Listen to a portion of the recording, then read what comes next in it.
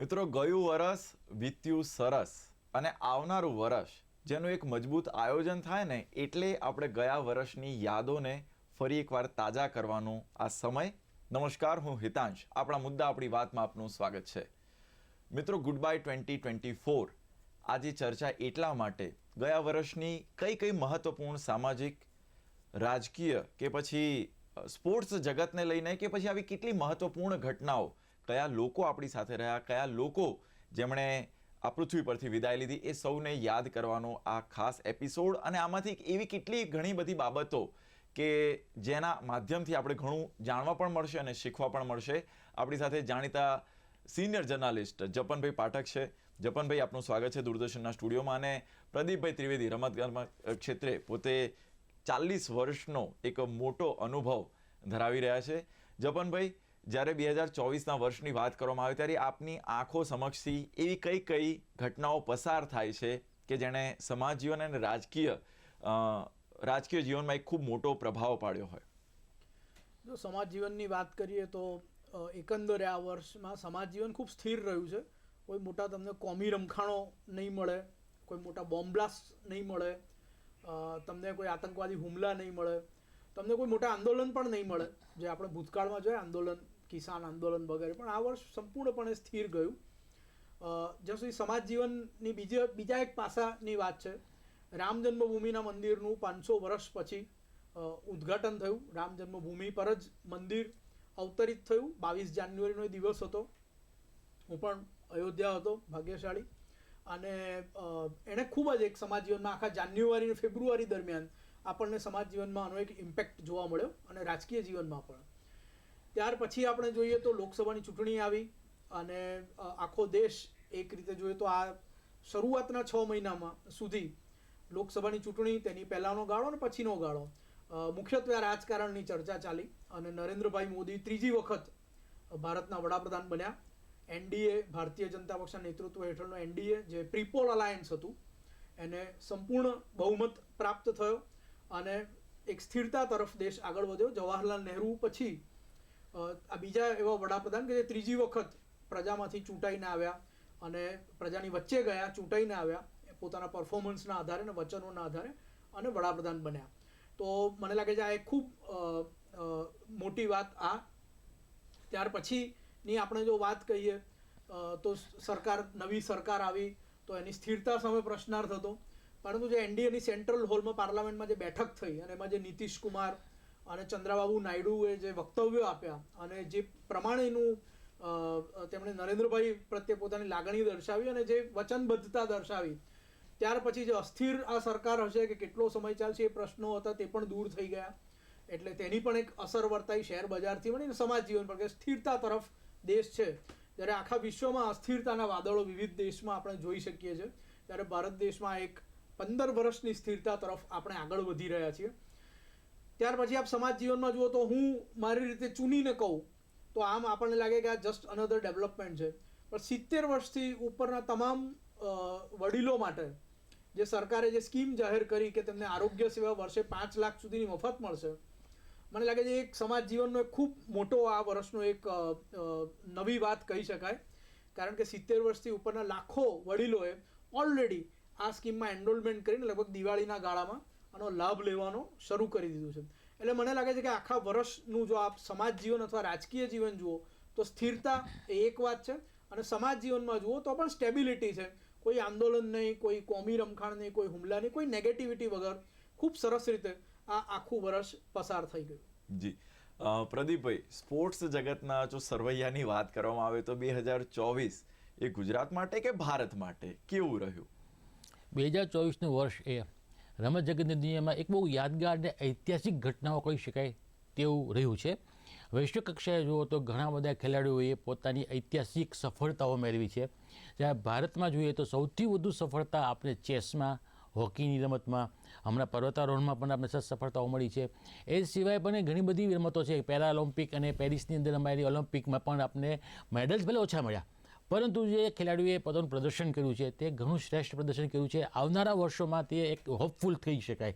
તેવી જ રીતે ગુજરાતમાં જોઈએ તો ગુજરાતના સૌપ્રથમ 2 ખેલાડીઓ ટેબલ ટેનિસની અંદર ઓલિમ્પિક માટે ક્વોલિફાય થયા તે પણ એક નવો ઇતિહાસ ગુજરાતના રમત જગતમાં પણ લેખાશે.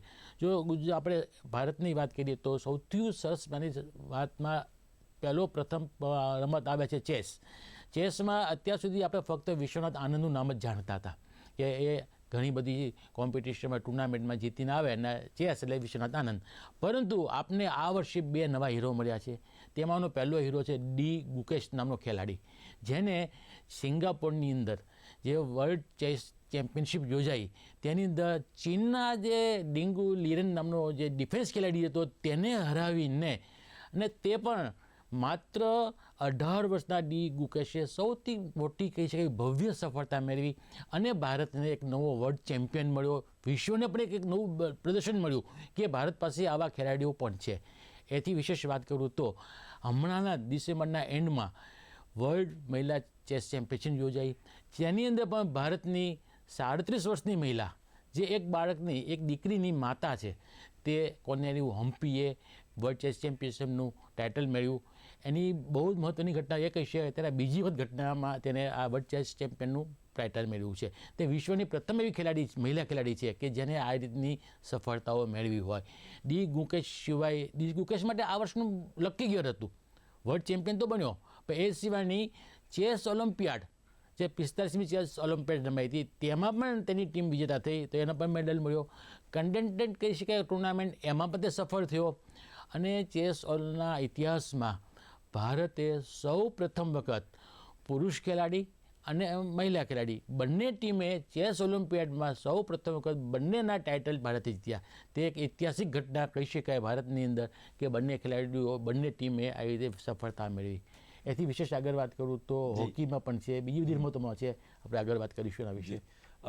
દર્શકો, આપની પણ આવી કોઈ યાદો હોય રાષ્ટ્રીય કક્ષાએ જ્યાં ભારતનું સન્માન વધ્યું હોય અથવા ગુજરાતની પણ એવી કોઈ ઘટના હોય તો જે સ્ક્રીન ઉપર નંબર દેખાય છે 07926853814 અથવા 268 આ નંબર ઉપર આપ કોલ કરીને પૂછી શકો છો, જણાવી શકો છો.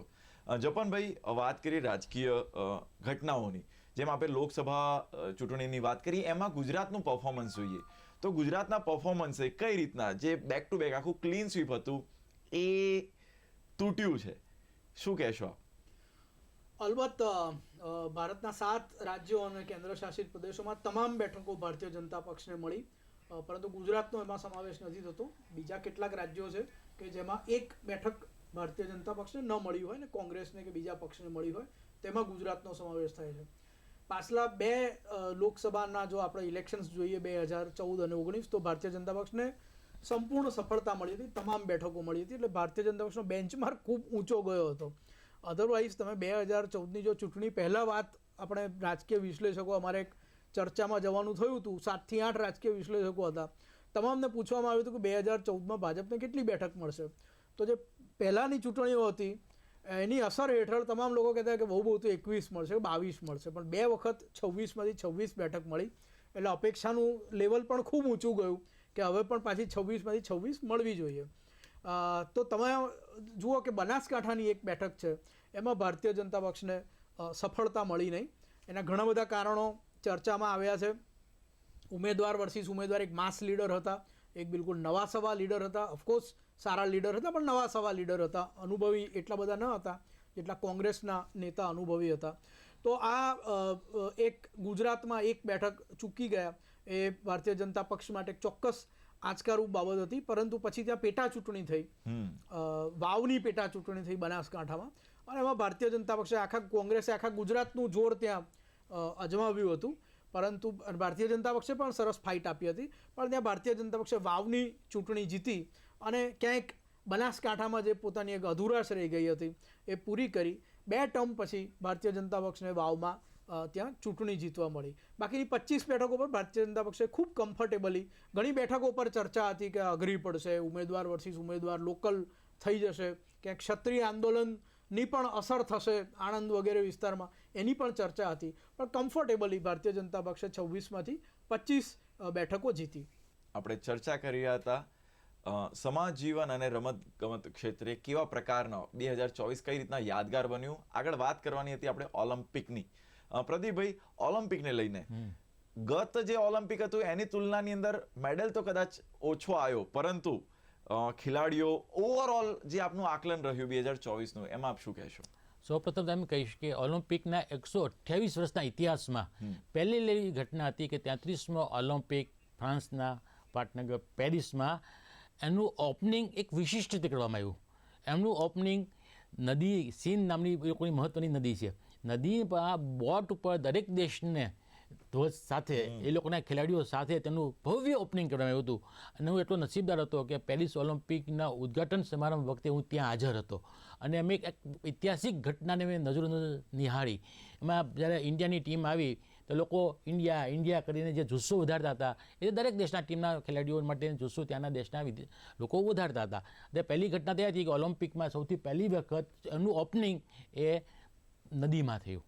બીજું કે ઓલિમ્પિકની અંદર સૌથી વધુ ભારત માટે મહત્ત્વની ઘટના એ બની કે ભારતે સૌ પ્રથમ વખત એક જ રમતમાં 3 વખત મેડલ મેળવ્યા, યાને કે શૂટિંગની અંદર ભારતે સૌ પ્રથમ વખત 3 બ્રોન્ઝ મેડલ મેળવ્યા. તેમાં પણ ભારતની મહિલા શૂટર મનુ ભાકર કે જેને 2 બ્રોન્ઝ મેડલ મેળવ્યા, તે પણ એક ઐતિહાસિક ઘટના બની કે ઓલિમ્પિકના ઇતિહાસમાં ભારતના એક ખેલાડીએ એક જ ઓલિમ્પિકમાં 2 મેડલ મેળવ્યા હોય તેવી આ પ્રથમ મહિલા ખેલાડી બની. તેને 10 મીટર પિસ્તોલ સ્પર્ધામાં એને વ્યક્તિગત રીતે બ્રોન્ઝ મેડલ મેળવ્યો. એટલું જ નહીં, પરંતુ મિક્સ ઇવેન્ટની અંદર પણ સરબજોત સિંહ સાથે રહીને એમાં પણ એને મેડલ મેળવ્યો. એટલે 2 મેડલ તેમણે મેળવ્યા. આપણને કુલ 1 સિલ્વર અને 5 બ્રોન્ઝ મેડલ મળ્યા. એટલે કે 1 સિલ્વર મેડલ મળ્યો એ આપણા નીરજ ચોપરા દ્વારા મળ્યો. નીરજ ચોપરા ભાલા ફેંકની અંદર સતત બીજી ઓલિમ્પિકમાં તેને મેડલ્સ મેળવ્યો. ગત ઓલિમ્પિકમાં ગોલ્ડન મેડલ હતો, આ વખતે સિલ્વર મેડલ મળ્યો. આ પછીની ઘટના કહીએ તો અમન શેરાવત જે રેસલર છે, તો અમન શેરાવતે પણ સરસ રીતે પોતાનું રેસલિંગમાં પ્રદર્શન કરીને એને પણ બ્રોન્ઝ મેડલ મેળવ્યો. શૂટિંગની અંદર ત્રીજો ખેલાડી હતો સ્વપ્નિલ કુશલ, જેને પણ બ્રોન્ઝ મેડલ મળ્યો. એટલે એમ કહી શકાય કે ઓલિમ્પિકની અંદર ભલે મેડલ ઓછા મળ્યા પણ ખેલાડીઓનું પ્રદર્શન એવું હતું જે દરેક ખેલાડીએ ઐતિહાસિક પ્રદર્શન કર્યું. એ સાથે બીજી વાત કરી લઈએ તો પેરા ઓલિમ્પિકની અંદર ભારતના ખેલાડીઓએ 10 વખતના ઓલિમ્પિક કરતાં લાસ્ટ આખા ઓલિમ્પિકના ઇતિહાસમાં સૌથી શ્રેષ્ઠ પ્રદર્શન કર્યું. તેને 7 ગોલ્ડ મેડલ મળ્યા. તેને એ સાથે 7 ગોલ્ડ મેડલ સાથે 9 અને સિલ્વર અને 13 બ્રોન્ઝ મેડલ, એમ કુલ 29 મેડલ સૌ પ્રથમ વખત મેળવ્યા હતા. પેરાઓલિમ્પિકની એક મહત્ત્વની ઘટના એ બની કે મહિલા શૂટર અવની લેખરાએ સતત બીજી ઓલિમ્પિકમાં ગોલ્ડ મેડલ મેળવ્યો. અને આ પણ ઘટના પહેલી વખત બની કે એક જ ખેલાડીએ સતત 2 ઓલિમ્પિકની અંદર ગોલ્ડ મેડલ મેળવ્યો હોય. એટલે પેરાઓલિમ્પિકમાં પણ આપણે એવા ખેલાડીઓ મળ્યા કે જેને આ રીતનો એક ઇતિહાસ રચવાનો પ્રયત્ન કર્યો. આ સિવાય પ્રીતિ પાલ નામની એક મહિલા ખેલાડીએ 100 મીટર અને 200 મીટર દોડની અંદર, જેમાં ક્યારેય આમાં આપણે ક્વોલિફાઈ થતા જ નથી, તો એની અંદર તેને બ્રોન્ઝ મેડલ મેળવ્યા. તો ત્યાં પણ એક નવો ઇતિહાસ રચાયો. એટલે એમ કહી શકાય કે પેરાઓલિમ્પિક હોય કે ઓલિમ્પિક હોય, તેની અંદર ભારતના ખેલાડીઓએ સારામાં સારું પ્રદર્શન કરી નવા ઇતિહાસના પ્રકરણો લખવાનો પ્રયત્ન કર્યો છે, જે આવનારા ઓલિમ્પિકની અંદર હવે પછી ઓલિમ્પિક લોસ એન્જલિસમાં રમાવાની છે, તો તેના માટેની આ એક પ્રેરણારૂપ બની રહે તેવી બધી ઘટનાઓ છે. બિલકુલ. જપનભાઈ, આપણે ગુજરાતના પેટા ચૂંટણીના ઇલેક્શનની વાત કરીએ તો કયા પક્ષને 2024માંથી કયા પ્રકારનો બોધપાઠ એ લીધો? એટલે આમાં બોધપાઠની તો બધું એક તરફી છે. એટલે હવે એમાં શું કહું, જો આ વખતે લોકસભાની ચૂંટણીની સાથે સાથે ગુજરાતની 5 વિધાનસભાની બેઠકની ચૂંટણીનું મતદાન થયું, પેટા ચૂંટણીનું. એમાં સૌરાષ્ટ્રમાં માણાવદર અને પોરબંદર ભારતીય જનતા પક્ષ જીત્યું. મધ્ય ગુજરાતમાં વાઘોડિયા અને ખંભાત ભારતીય જનતા પક્ષ જીત્યું. અને ઉત્તર ગુજરાતમાં વિજાપુર પણ ભારતીય જનતા પક્ષ જીત્યું. હવે આ 5 બેઠકો અગાઉ ભારતીય જનતા પક્ષ પાસે નહોતી, એટલે 5નો ગેઇન થયો. એટલે પેલો 156નો જે રેકોર્ડ બનાવ્યો હતો 2022ની સામાન્ય ચૂંટણી પછી, એમાં પાછું 5નું ઉમેરણ થયું. એટલે પોતાના રેકોર્ડ પર પાછો બીજો રેકોર્ડ બનાવ્યો અને 161 પર પહોંચ્યા. અને પછી લોકસભાની ચૂંટણી પછી આ વર્ષની 6ઠી પેટા ચૂંટણી થઈ, જે વાવની થઈ. જેમ કે આપણે અગાઉ ચર્ચા કરી, એ લોકસભાની બેમાં ખાલી પડી હતી, એટલે વાવની થઈ. અને એમાં પણ ભારતીય જનતા પક્ષે વિજય મેળવ્યો. આ બેઠક પણ અગાઉ ભારતીય જનતા પક્ષ પાસે નહોતી, 2 ટર્મથી નહોતી, અને એમાં પણ ભાજપે વિજય મેળવ્યો. એટલે 6નો આમાં વકરો એટલો નફો, એટલે 6 બેઠકોનો ભારતીય જનતા પક્ષને આ વખતે સરપ્લસ થઈ.